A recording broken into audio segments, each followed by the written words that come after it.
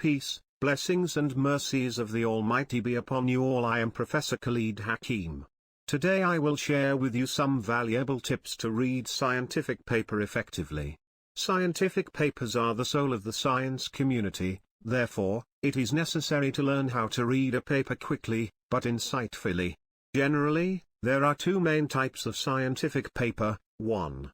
Review article, which summarizes data and conclusions from many studies, gives an overview of the scientific field or topic. 2. Primary research article, includes original data and findings from researchers who were involved in the experiments and how the experiments were conducted. Although a review paper is written in a generalized way, a typical research paper includes 4 main points that are stated on the IMAD tool: introduction, materials, and methods, results and discussion, moreover, abstract and final conclusions. Here are 7 tips for effectively reading a scientific paper. 1. You first read the abstract to understand the key points of the work. It tells if you know enough background to really appreciate the paper. 2. To read the introduction effectively, you should grab a blank piece of paper, take notes, draw figures and define the vocabulary. The main purpose of the introduction to reading should be to discover the hypothesis occurring in the study. 3.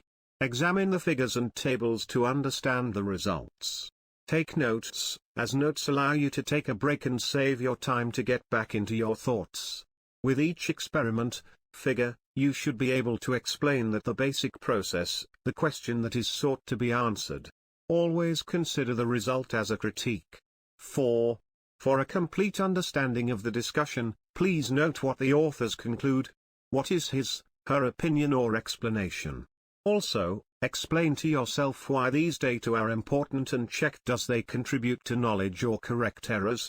5.